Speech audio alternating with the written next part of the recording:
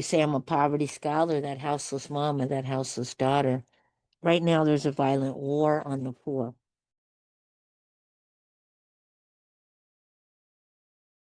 Greetings. We're here with another episode of Think Hopeful, Act Local.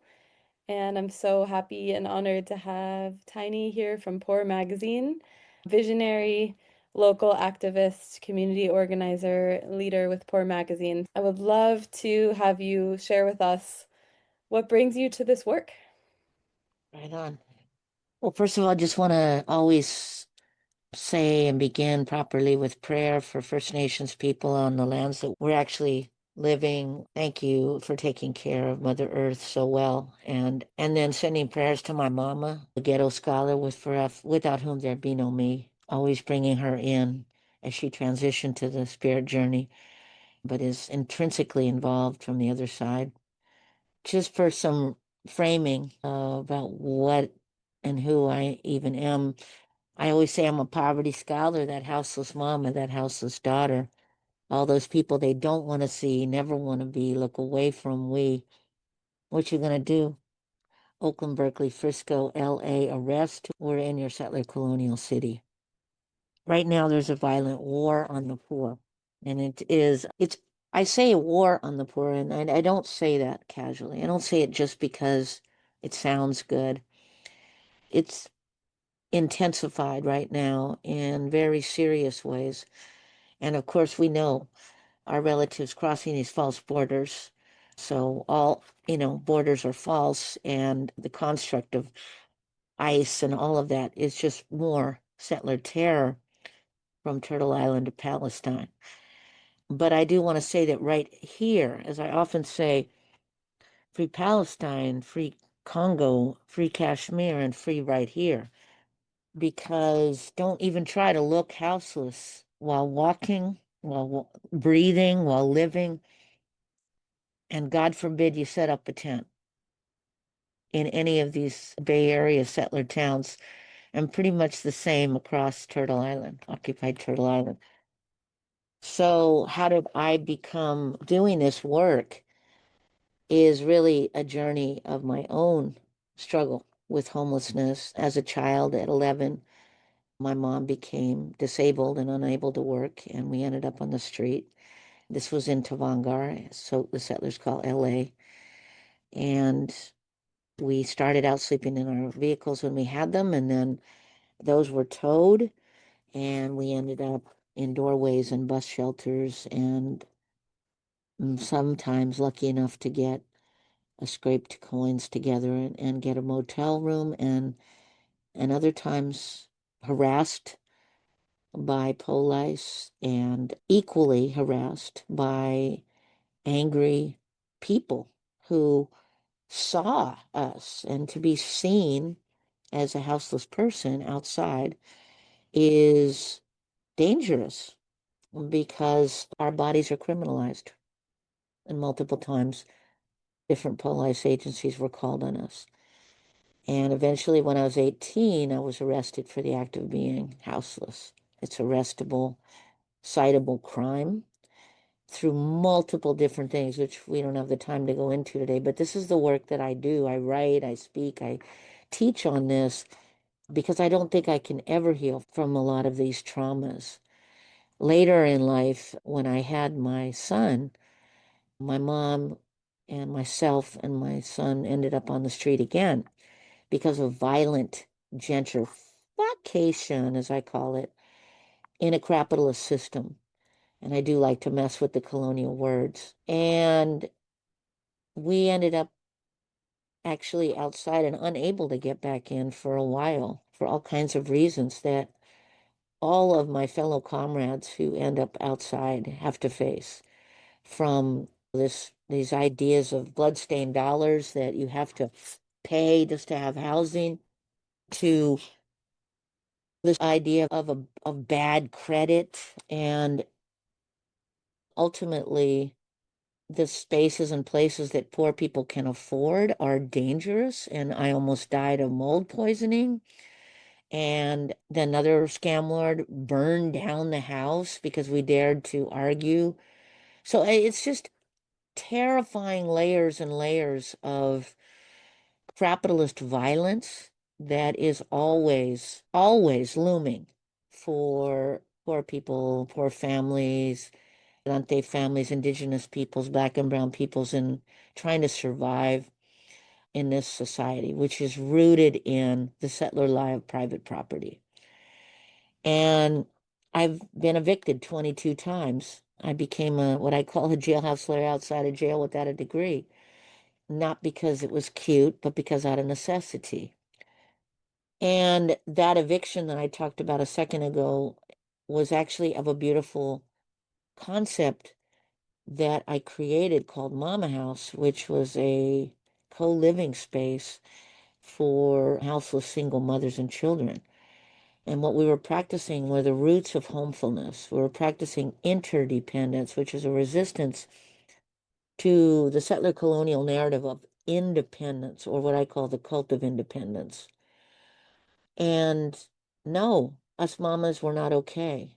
And we didn't just pull up our bootstraps. We had no more straps, and we had no more shoes for that matter. Our belongings were seized. We had nowhere to be. There's so many, again, layers to a life in struggle. And one of the things I always try to teach folks is that people inside have the privilege of privacy.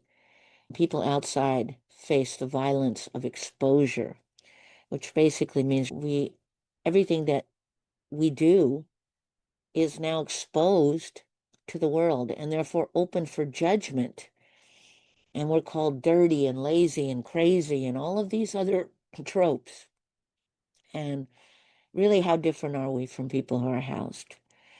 So I want to put that out to your beautiful audience. And I want to thank Blue Heart too for supporting us and having a beautiful heart, beautiful all colored hearts. But coming out of all that experience, while we were sleeping in those doorways and those shelter beds and wherever we could hide, as a poor family, also our bodies and our lives were specifically criminalized by state agencies like CPS that will separate families and put you in foster care, which happened to me specifically and solely because of poverty, not to mention racism and all of these other things. But in those shelter beds and in those doorways, me and Mama dreamed of homefulness, a homeless people's solution to homelessness.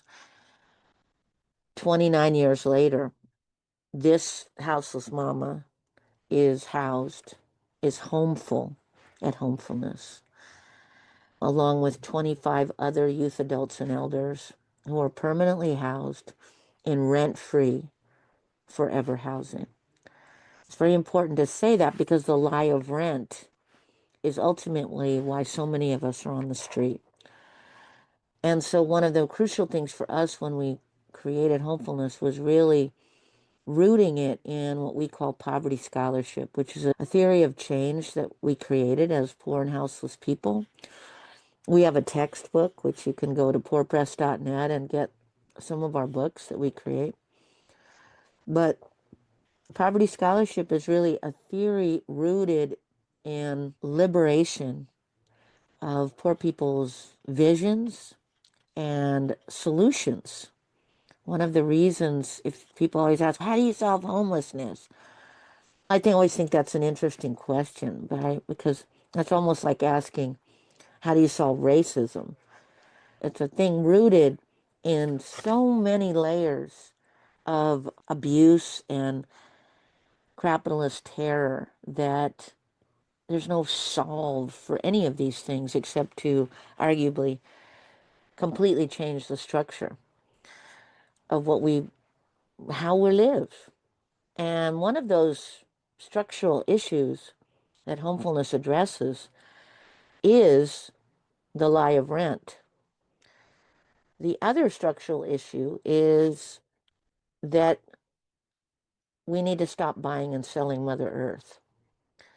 Mother Earth is not a commodity, as any of our Indigenous First Nations ancestors will teach us. And yet, it's bought and sold on the commodities market as a product. And people have to really decolonize and what I call degentrify their minds to get out of that mindset because it's so deeply baked in. And it, in fact, helps people hoard more and more bloodstained dollars. And I do call them that, right? Because they're rooted in exploitation and extraction, not only of Mother Earth, but of Mother Earth's people. And so there are many things that we're trying to address with homefulness, but again, they're rooted in our own lives. And so poverty scholarship is rooted in our experience as poor and houseless people, what works, what doesn't work, and how we can look at Mother Earth in a different way. I and many of us, all of us at Homefulness, humbly follow the guidance, the spiritual guidance of First Nations relatives of this stolen land. Homefulness didn't happen without the permission and protocol of the Loni Lishan people of this land, and being that we're in Uchun. Uchun is a village, occupied village of Ohlone Lishan land over here in Oakland.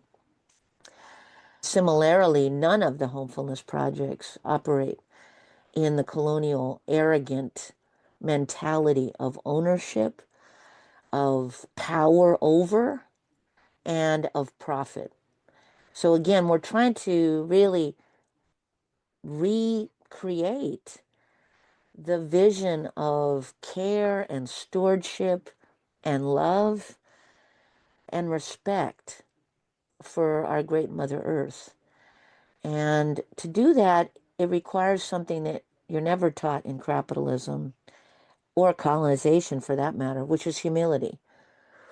There's a lot of lies told to people with race and class privilege about they can go anywhere and they can do anything. And no, you can't. Those are settler lies, right? And that's how relatives in every place that we've been talking about, from occupied Palestine to West Papua to again right here, end up in spaces and places of loss and violence. And so again, we need to look back, and homefulness is a vision of humility, rooted in humility. It's also the idea of interdependence. We know that as poor and houseless people, we can't just put a roof on our trauma. It isn't just a room that we need. It isn't just four walls. We need healing. We need love. We need community. And that's a much greater and more difficult thing to attain, actually. Again, in a system that's based in the separation of people from one another. So I do want to clarify that interdependence is actually a value that we not only practice, that we live by, but that we fight for, right? So there's many things that happen to make Homefulness One happen, and I call it One. It's over here on Black Arthur, and so much love to Blue Heart for support in the past too. But it does house 25 youth adults and elders in rent-free forever housing. We align ourselves with Landless Peoples Movement like the Shack Dwellers Union in South Africa and the Batistas in Chiapas and Move Africa, Long Live John Africa, who really look at Mother Earth in a different way. And so our vision from the beginning was to look at homefulness as a template for Mother Earth, a template to bring back spiritual and legal unselling of Mother Earth. I would love to understand more about what's the structure of Poor Mag, and like how does the organization function? Because something that we're always studying is how do you create healthy structures of organizations that can really do this work, even though in a ideal world, a lot of our organizations would not need to exist, and there would be a lot more support from government. But Mm. because we do exist, how are you functioning? What's the structure? How does it ex how do you all operate on the day to day? Yeah. I also just want to add that none of homefulness would be possible without the radical redistribution and community reparations of folks with different forms of race and class privilege. These are long lessons that people have to learn about radical sharing, and they're not easily they're not easily taught because again we're taught to hoard and accumulate. And so we do a thing called People School, Decolonization, Degentrification Seminar. We just finished one. We'll have another one in Black August, so we're urging people to think about coming through. And it's on Zoom, so you can be anywhere. But all that to say, the structure is really interesting, and it's a very important question. Thank you for asking it. We operate in a what we call a poor people led, houseless people led organizing model, which is similar to an indigenous organizing model, matriarchal. One of our core circles, because we do a whole series of circles to try to build horizontal decision-making processes that don't put one person in power and silence other voices. And they're not easy to do. But we have these series of different types of circles, and one of them is our elephant circle. The elephant, why elephant circle? Elephants are matriarchal, working with mothers and daughters and grandmamas and aunties and sisters alongside our brothers and fathers and sons and uncles, and really trying to make sure that all of our ways of being, all of our life ways are rooted in interdependence and love, in radical sharing, and also being real about our trauma. We are all folks, again, rooting all of these in poverty scholarship, which is again that theory of change. We are all folks who've struggled. And so our core decision making group is led by all of us who come out of homelessness, poverty, racism, profiling, incarceration, criminalization. And then we also have circles for our folks with race and class privilege who support us, and they have their own circles, which is the Solidarity family. And they make decisions around how they raise resources and how they're going to support us with solidarity movements. And they don't ever, those two worlds don't really collide intentionally. We believe that to have a sovereign structure that is clearly rooted in poverty scholarship and clearly rooted in this humility and this role of interdependence that we operate in, we do need to be very clear about class and race differences. Those are real things. Poverty is a culture. We need to honor it. And we have different experiences in the world, right? And so that's one of the things. The other thing is that we never engage with the state. We never call the police. We don't go to the courts. We run a liberation school for children and adults, and we are not mandated reporters. Does that mean we look away? No.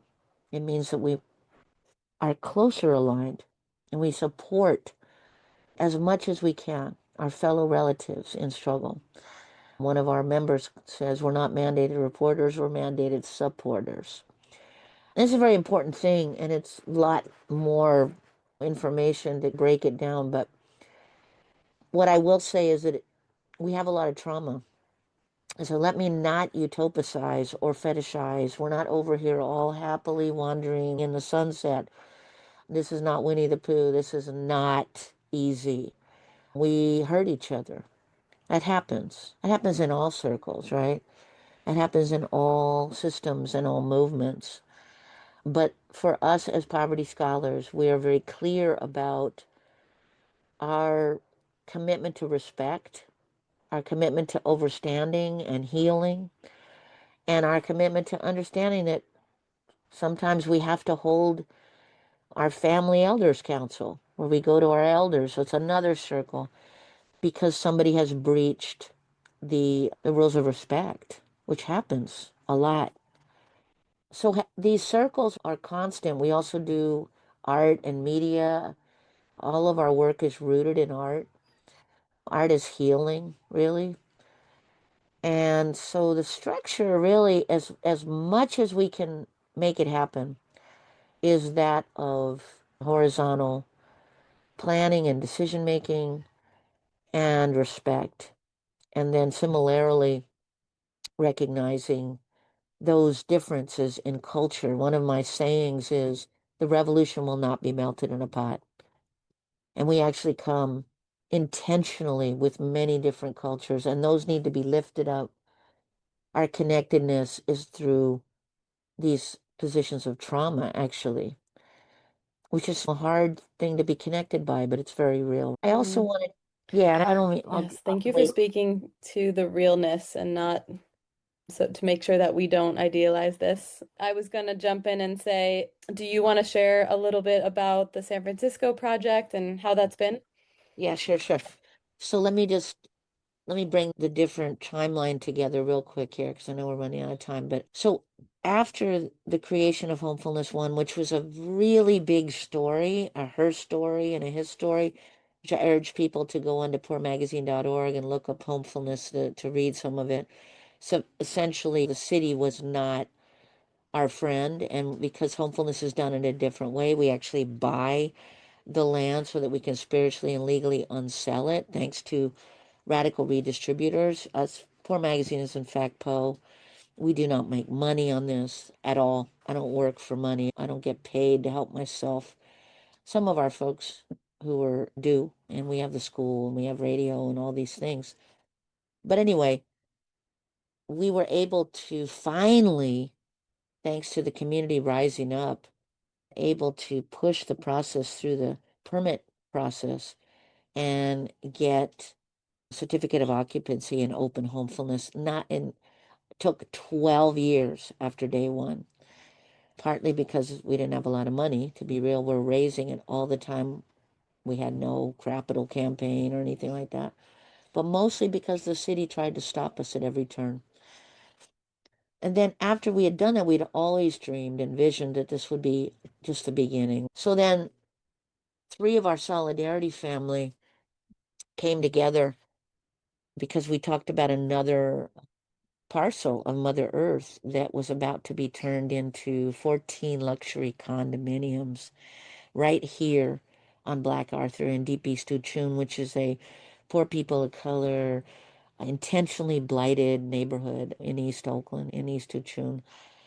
And that was such an act of violence. And part of our work with Homefulness is to degentrify these settler towns and unsell. So we talked to the Solidarity family about it, and they were able to pull together resources to buy this lot. And it's right down the street from Homefulness One. And so now we're slowly but surely trying to raise the resources to build that. Ultimately, we hope that it'll be a space for probably over 30 houseless families and elders, as well as spaces for art and space for our sliding scale cafe and other community projects. We do everything to radically redistribute. We absolutely, any resources we get go right out to the community. Currently, we're functioning about at least 10 programs, and one of them is the Homefulness Hotel Fund because there's so many violent sweeps happening to our relatives on these streets right now since Grants Pass versus Johnson in 2024. The gloves are off all these settler towns and they're just sweeping and sweeping violently everybody.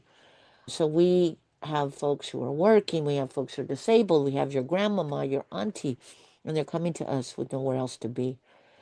So as fellow poor and houseless people, we try to do whatever we can. So we started this hotel fund just so we could get folks in, and that saved lives literally over the recent cold spin. But we're trying to build Homefulness 2. It's going to take a long time because of the same thing with the permits. We've already gotten blocked now. We have a pro bono architect. We always need support with Homefulness 2 as well. We were we were invited from other relatives up in the Pacific Northwest to build a Homefulness up there. We've been working with houseless relatives in Seattle, Squaxin, and Nishnawbe land. They were not able yet to raise the resources to buy and then unsell there, but it will happen someday. So that's Homefulness 3, that's the vision. Homefulness 4 is in Yelamu. And Homefulness 4 was a dream of my mama and me because we started when we came up to the Bay Area. We were first houseless in Oakland and then in Frisco. And we tried to make Homefulness in Yelamu happen. and we got turned down one after the other. You don't know enough. You don't have resources. You can't possibly know. You don't have experience to run. Blah, blah, blah, blah. Anyway, it was an endless, horrible, devastating series of no's. But we've dealt with no's all our life. And I think it broke my mama's heart, though, and iba to her spirit. She really wanted to see that in her lifetime, in this journey. But in 2025, the beautiful folks of the Solidarity Board of Poor Magazine and other relatives from our resource generation put the resources together to buy and then unsell a very small triangle of Mother Earth in occupied Del Amo. It's a really beautiful thing. It's going to take us a while because we don't have the resources to build. We're already starting programming there. We're already starting Homefulness Hotel Fund in Ilamu. We do need more resources, so everybody who's watching, please consider supporting. Frisco is density housing, so we have to build up, which is going to cost even more. The permit process is hellacious. But we had a beautiful opening ceremony with the First Nations relatives, the Ramatush Ohlone relatives, who not only give us their blessing, but are very excited to have this, a gift, as they say, to Mother Earth come to Yelamu.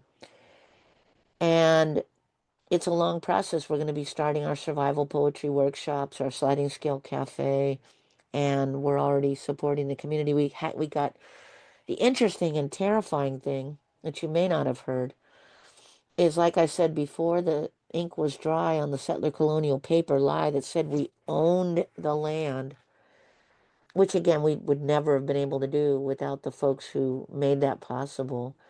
We were attacked by the neighbors, by the politricksters, by DPW, by pretty much everybody who consistently were furious. I don't, for many reasons, but mostly that, sorry, hold on. They were furious mostly because when we as poor and houseless people do these moves, we refuse to act like colonizers. We do not evict people to build housing. And there were houseless relatives who were sleeping on that lot.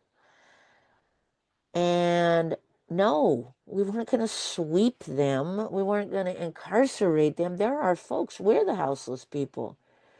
So instead, what we did is created a whole series of street newsrooms. We figured out how we can get resources, and the hate just kept marching on to the point that we were getting nonstop police calls. It was mind blowing, This and was I do this was from people who didn't want you to be there at all. exactly. Huh. Yeah. And this isn't the first time. I want to be very clear. When we started Homefulness One, the landlord next door said, "Here comes the crackheads and the homeless people." This is not unusual. There is no, people can't wrap their head around a poor people led movement taking back Mother Earth. It's really a challenge to a capitalist mindset. And I'm always moving with humility. This is not a calling out, this is a calling in. I do believe that we've all been lied to in capitalism. So we did our best to lovingly explain and deconstruct what we were doing there. And it's an ongoing thing. And we're going to probably have to have a whole fight because the minute we propose this housing, that rent free, forever housing the houseless people, there'll probably be another fight. Oh, no, you're not going to do that. Do, do, do, do. Welcome to our reality.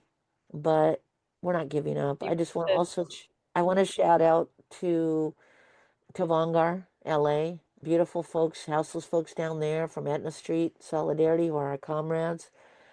We're going to bring homefulness there too. And we understand the battle.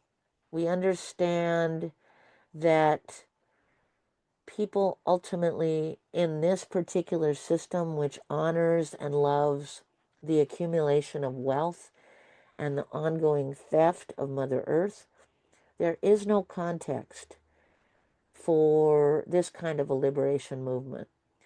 And so we operate with love again.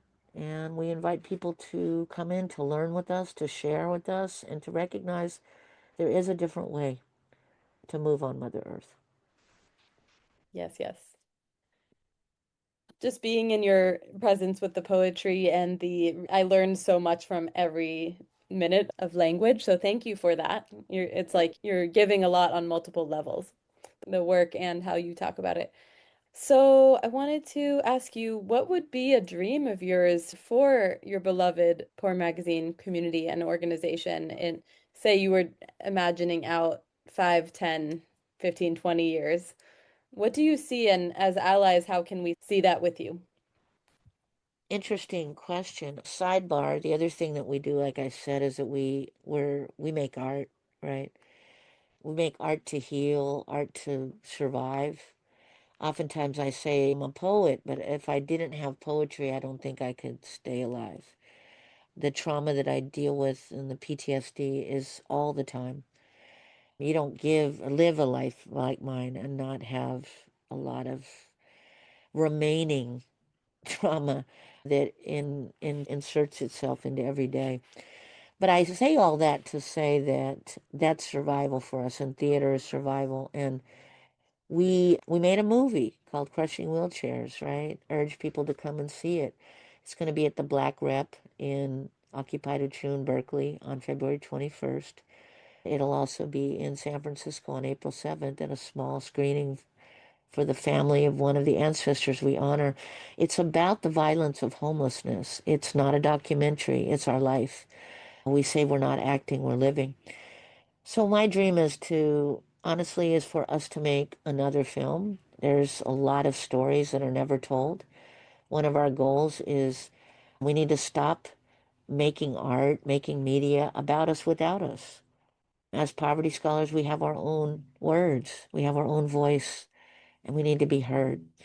Another dream is, and I say this with humility, to homefulness the world. I really believe that we do need to urgently decommodify Mother Earth. The very exact opposite of this horrible moment we're in with this cracker monster and the white people's house, all of the things we're dealing with. But actually to lift up the work of Segurite Land Trust, of some of the Tavangar Conservancy, some of the work that the First Nations people are already doing, land back, to lift up and Mama Fest, as I say, Black Land Return, to lift up and Mama Fest reparations. We say unity reparations because our work is rooted in the idea of interdependence. I can't just walk by my fellow human and practice what I call the violent act of looking away. That we are entwined. We are both human. And so a vision is an actual funding for the Bank of Community Reparations so that all of houseless people in Uchun and Yelamu could be in motel rooms and not be on the street, could be in these empty buildings that sit here with no one in them while folks die on the street. And yes, we do die. The movie Crushing Wheelchairs honors the lives of our relatives who've died from the violent act of homelessness, of eviction, of sweeps, and of gentrification. Yeah. These things kill people, right? Yeah. So in the end, we need to unsell all Mama Earth and we need to hopefulness the world and we need to keep listening to our ancestors and to our elders. Yes. We will be spreading the word about the film. I just got my tickets. I'm really looking forward to it. And maybe in closing, just what would you like allies and folks in Blue Heart and beyond to know and to carry with us? Anything else besides what you've already shared? Just to understand that the lies that we've all been taught are very harmful and violent, and that there's a reckoning and a spiritual awakening and a learning that we all need to do collectively to do this work. And I would just urge people to be gentle with themselves and to recognize that that kind of learning and that kind of decolonizing doesn't happen overnight. We've been lied to for what, 540 colonial years, 250, at least in Turtle Island. And there are so many layers. But to recognize that and to own that and to recognize and own that we all have a lot of healing to do, I think is part of the way that we can operate a different way. So I encourage people to think of coming to People School. I encourage people to get some of our books. They all support the poverty scholars who wrote them. There are many different ways to get involved with us, but I also encourage you to look at your own lives and to decolonize and to de-gentrify them as well. And that is healing for Mother Earth as well. Yes. Thank you, Tiny. Thank you for being a Poverty Scholar and for all the leadership that you're showing horizontally in the web, in the mycelium. And we look forward to seeing the beautiful unfolding of where our little drop in the bucket can go in your work, and we'll stay connected. Ashe. Thank you so much, Eva, and thank you, Blue Heart. So much love. Yeah, be safe. All right. Bye bye.